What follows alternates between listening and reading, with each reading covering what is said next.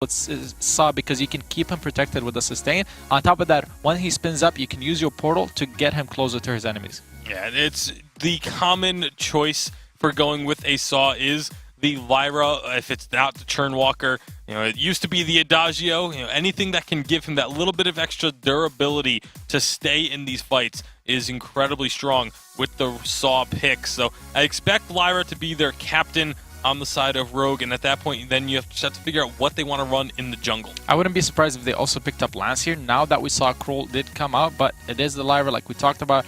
Alpha following right afterwards, that's a very strong jungle pick because it can apply quite a bit of pressure against the Cruel, though. That duel goes in the favor of Cruel, but nevertheless, Alpha is a very strong pick, a very tanky frontliner, at the same time packs a bunch with hit damage.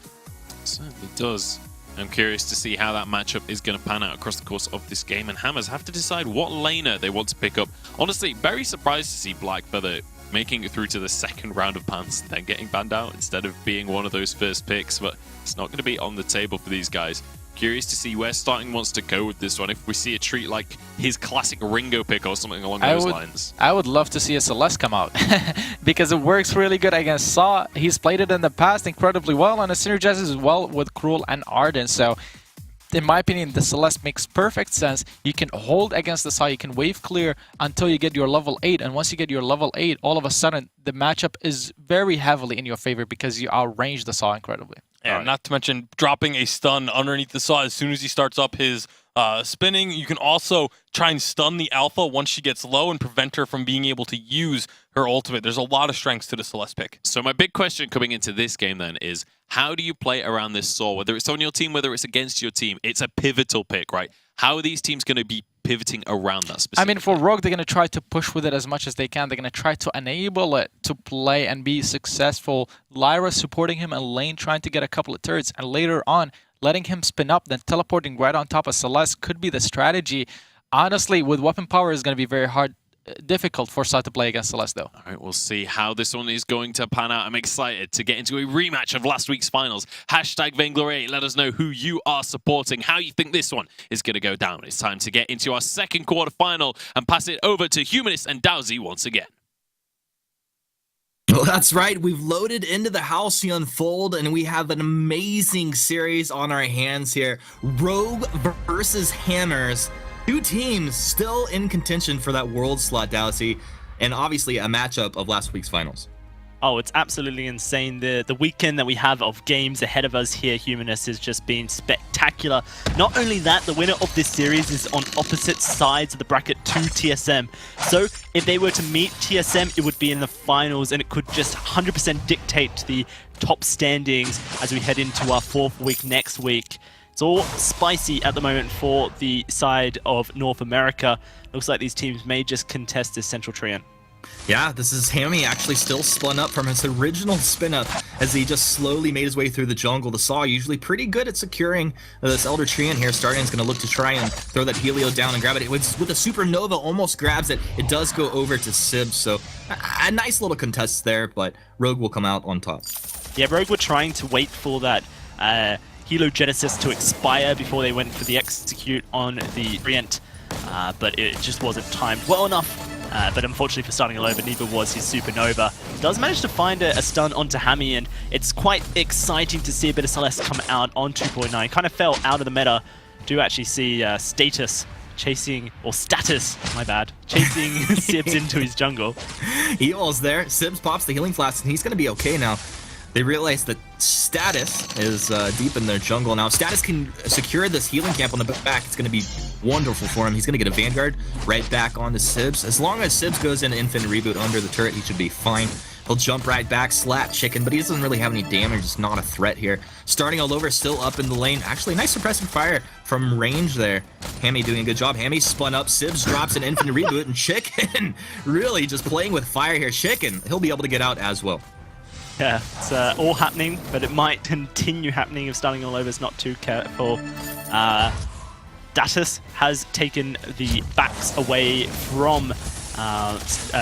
sorry, he's taking the backs away from Sibs, so Sibs is kind of forced to just chill at the moment. There's nothing to do but really put pressure onto Starting Alova.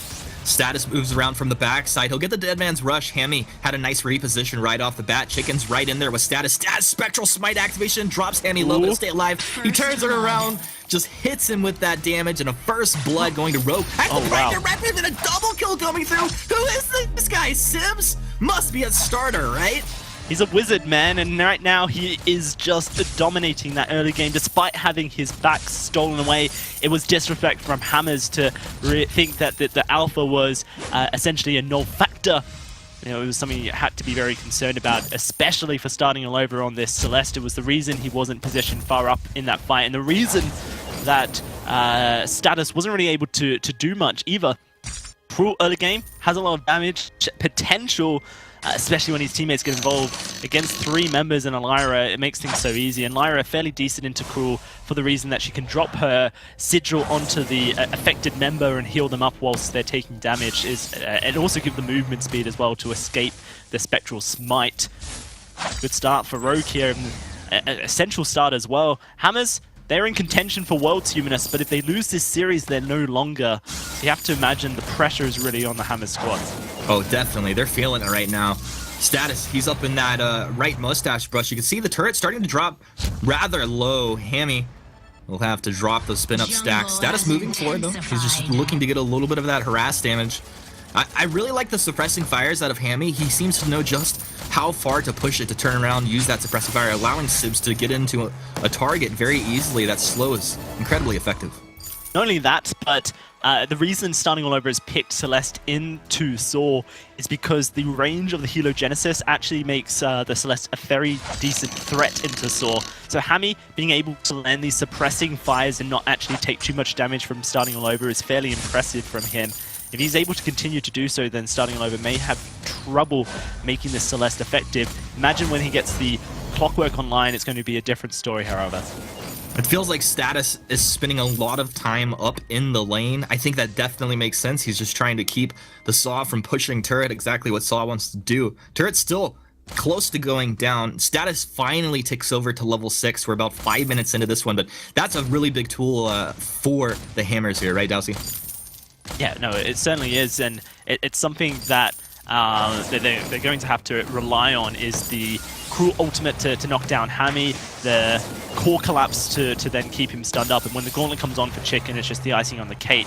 Lots of CC, a lot of CC that Rogue have to be careful of, and right now Status is looking for the opening. Man, he's gonna move in. Dead Man's Rush. He's locked onto Hammy. They block off the front Hell's Heart. What a play! A roadie run back, but the Solar Storm doesn't care how far you run. Starting finds one. He uses the boots. He's trying to get the combo onto Evil. Evil will knock it down. Status and Sibs still kind of playing some games here. Sibs has the ultimate. He's going to move up around from the backside here. He wants starting. Can he get onto him? Termination Protocol. He wants to move underneath the turret. Sibs maybe making a mistake here. And that's going to be starting finding another kill. A very nice turnaround from Hammers, and now they start putting damage down onto this turret. This turret, the potential... No, it's not going to go down, but they get a lot of healthy damage out there. Yeah, they do, but they have to be a little bit cautious here. Hammy's back in lane, and he does provide the threat of pushing down the first turret, which Rogue kind of needs. That's why Status is staying in lane, and why starting all over is just going down to the tree and to get healing. Status, though. Can he stay alive through this? He tries to heal, he gets executed. Hammy stands his ground and mows the Kroll over. What a play, and no wonder they picked this Saw right off the bat. It might not be too detrimental for Hammers, though. It's almost a sacrifice they've made to try and keep the turret alive. Not sure they'll be able to, though.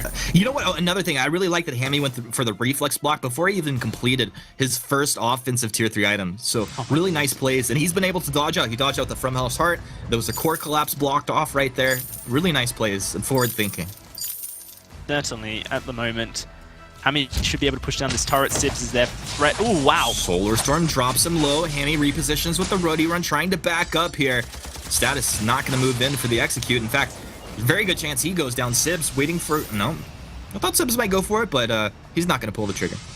It's super important that Rogue get that first turret for themselves and keep this Saw relevant in the game.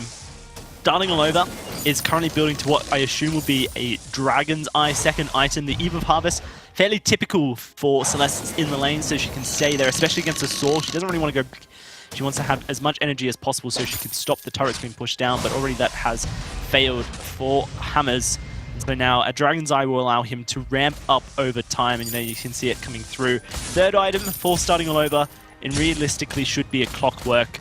Without the Clockwork, you can't get the supernovas bursting as quickly as you need to, and that's the thing that's going to allow Hammers to really damage Hammy in these fights. I'm surprised to see Hammy actually going towards a Serpent's Mask for himself. Typically, this build is actually fairly weak, especially when you have a Lyra on your team as well, because of the fact that the Lyra provides sustain through her sigils, and Hammy Saw just has so much ability to lay down crits, but looks like an engage from Rogue. An Arcane Passage for Saw's gonna take a ride, but he's getting lit up. This is Kroll finding the kill right off the bat. Sibs, his Termination Protocol, and they walk right back through the portal that they came in originally. Swing and a miss by Rogue. That was definitely them trying to start the fight. They're gonna lose their carry. They're gonna lose a turret as well. If they're not careful, they might lose some more team members. Now Core Collapse comes down onto Sibs. Evil drops low. Hammers, they'll go ahead and let Rogue go, but they take the turret, take a kill. Very nice plays. You know, the portal was good from Evo, and Sibs going through it was exactly what was necessary, but a little bit confusing that Hammy put himself in melee range of Cruel without any escape potential. A Saw is basically a turret. He doesn't move, he does a lot of damage, and so you don't want to start off the fight in the clutches of a Cruel and the rest of Hammers. Very surprising and ultimately detrimental decision from Hammy to follow that portal up. The portal wasn't necessarily the issue, it was the fact that Saw went through it. Rogue can't really be engaging as a 3 like that. They can allow Sibs and Evo to dive on starting all over, and Hammy can just waddle his way over and lay down damage from afar, but I don't think putting Hammy in the midst of fight is ever going to win them any objectives. Also, you kind of see the fact that, you know, it wasn't a full Serpent's Mask, but there wasn't really any sustain for Hammy if he gets burst down that quickly, which kind of makes the crit build for Saw make a little bit more sense. Rogue kind of limiting the damage output at the moment on this Saw. Potentially a Rogue ready to fight. Another Arcane Passage forward. Bulwark's down. Hammy takes the portal through. Gonna block off that Core Collapse. Starting turns around, just slaps on the... I was gonna say slap. I was looking for another word there. With that Heliogenesis, but you can see if they don't find it, they're right back through. Rogue making very clean shot calls. Yeah, they're definitely looking to try and control the pacing of this game and make Hammers play to their tempo rather than allow Hammers to be the aggressors. Chicken and Status have a lot of engaged potential on them, and so if Rogue are making these aggressive moves and are favorable, then that kind of dissuades the power that Hammers' composition holds for them. However, Hammers will continue to scale up in quite a good way, and as soon as starting all over completes that Clockwork, he has enough for it. He just has to go to the shop and complete it. This is actually a massive power spike for Hammers, one that I'm sure they will look to try and team fight around. Now starting all over can lay down a Heliogenesis, and just a second hit takes for it to become a supernova. If that's on top of Hammy, then Hammy has two choices. He either stays there and tanks the damage. He doesn't have an Aegis, so he probably doesn't want to do that, which means he's probably going to use his Dank Shank, the roadie run, to escape. That means he's lost all his stacks and a lot of his damage potential. Hammers with a very key potential right now to take over the game and get some objectives on the board. No, I mean, the way you explain it on paper and the way it's working out, it seems like it's a hard fight. Rogue, they move in. They're going offensive one more time. This is Status. He's on to Hammy. Hammy, can he find the damage here? They have the Atlas Pauldron. Sibs trapped inside the gauntlet. He's finally free, but this is starting, finding the kill onto Hammy. Rogue have lost their Saw.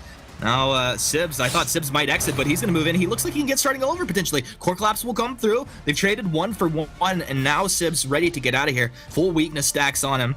It's like, yeah, you don't have any wall jumps there, Sibs. He's going to be okay. He gets the sigil out, and now they jump right back in as the weakness stacks dropped off. Maybe Rogue thinking about fighting, but no real reason to chase there. Yeah, it's very difficult to fight a Crew in a 2v2.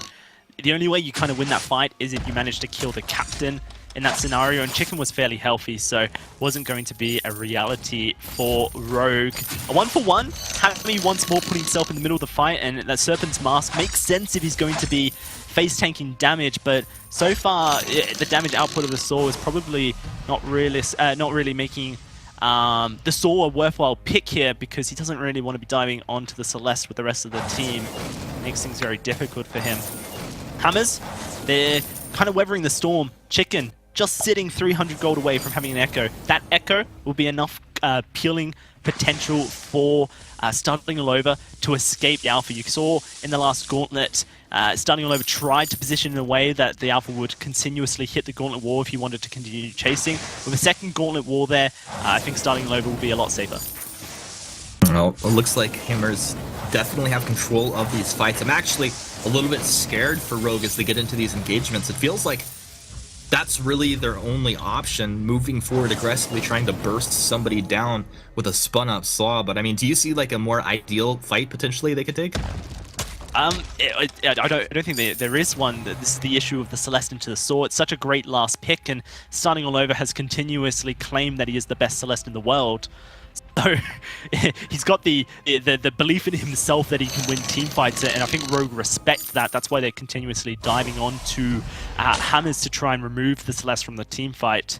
Hammers, though, they win the 2v2 after both carries are dead.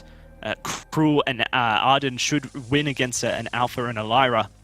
So Rogue kind of have to get 2 kills onto either the Celeste, the Arden, or the Cruel. Either of those combinations will work out for Rogue if they want to start winning team fights, but so far they haven't been able to, and this is becoming a bit of an issue because Hammers are only getting stronger. Yeah, it's a tall task, and I am not jealous of the position that Rogue find themselves in right now. Suppressing Fire will go down, Hammy spun up, they're going to move forward, there's the portal, you can tell the team communication, they know exactly what's happening. Core Collapse blocked off, Starting all over, rips through with a Solar Storm. Rogue chopped up, they're getting the splash damage onto all 3. Hammy tries to stand his ground, but it's not enough. Sibs, he wants to get on the Starting, doesn't have the damage, Infinite Reboot procced off here. He'll go down, double kill for maybe the best Celeste in NA here. Starting all over, really coming alive. 14 minutes in, and Hammers have control of this game. And you just look at the team fight, it was a minefield of Helogenesis that Starting all over made Rogue walk onto. If they wanted to kill the Celeste, then they had to continue walking to it, and Starting all over said, I've got 4 Helogenesis on the route, are you sure you want to meet my Supernova? Turned out it was a little bit too much for Rogue. Currently they are struggling. Also, where's the Aegis on Sibs? He's gone Atlas Pauldron for the Cruel, and I understand that it's an important item. Atlas is one of the main counters to Cruel, but Starting all over is the one outputting the damage. I'm sure if we see the damage, total damage dealt per game, after this game is finished, Starting will be at the top of it despite win or loss for Hammers, and so you need a healer, you need an Aegis if you're going to be able to face tank this damage that Starting all over is putting out. Rogue made a really bold decision. Picking Saw first in the draft, it's something that has been successful for them in the past, but right now it looks like Hammers have found the answer to it. And you know, it may sound like I'm biased towards Hammers with my analysis right now, but it's purely because of the fact that their composition right now, its win conditions are so more easily met than Rogue's, and Rogue have continuously been seen to struggle to win these team fights. Rogue, they're going to take another swing at it. Starting starts to drop low, turns around, the Helios connect onto Alpha. Alpha moving forward, Prime Directive onto the Celeste. On the backside, Saw fighting with Status. Status trying to stay on Hammy, it's not enough. Sibs into the Termination Protocol, he's going to go down, and it looks like Hammy probably gets chased down out towards the east side of the map as well. Status is locked onto him, and Evil trapped between Starting and Chicken here. They're going to chase him through the jungle. We'll flip back over. It looks like Status finds the kill there, and Hammers just absolutely taking kills at will. This is just a desperate situation. I think Evil popped his fountain right at the end, buying a little bit more time. That's the ace coming through. A disaster for Rogue. It is a very unfortunate turn of events for Rogue. This is the #1 team in North America right now, perhaps surprising to many. But Hammers last week, they ran a gauntlet of a bracket. TSM round 1, Cloud9 round 2, and Rogue round 3. Hammers took them all on and beat all 3. It was a statement of all sorts to say, we want to go to Worlds North America, will you stop us? They've got a Kraken here, Humanist, and they've shown that they are continuously dealing with this dive from Rogue. Starting all over is putting himself in a position where Hammy can't do damage, and it's meant that Rogue's output onto the Celeste just hasn't been enough. Now with a Kraken at a choke point where Celeste is so powerful with these very quick supernovas she can output. And look at that line oh my goodness. That he's put out. Starting all over is basically saying, are you ready to take the L? Oh my goodness, he's just going to start spelling words out of here right now. You can draw smiley faces with his Helios at this point. All right, Kraken's onto the choke point turret. Only a couple left here. Let's go, Rogue. Can you make the play? They're on to starting about as good as they have been the whole game at this point. The gauntlet comes down. You can't do anything. Chicken protecting his carry so incredibly well. As this is Hammers ripping through Rogue. And this should be Hammers taking game one in a very dominant fashion. Dowsy, I want to take a second just to shout out Chicken here. I think he's one of the most improved players in Split 2, maybe the whole season. He's been a great player for a long time, but he's stepped up like very few others. Yeah, when Hammers removed him from his roster, I'm sure that was Chicken's turning point in his career. He said, what, you want to remove me and go with other options? I'm going to make you regret that decision. And Hammers right now have shown that with Chicken back on the roster, they are a formidable force. It looks like it's the starting all over show just due to his impressive Celeste mechanics, but the reason he's surviving in all these T-fights is that Chicken's gauntlet placements and vanguards have been perfect. Gauntlets, vanguards, right on time. The Echo gauntlets coming through. Chicken landing the Atlas pauldrons onto the Saw as well. A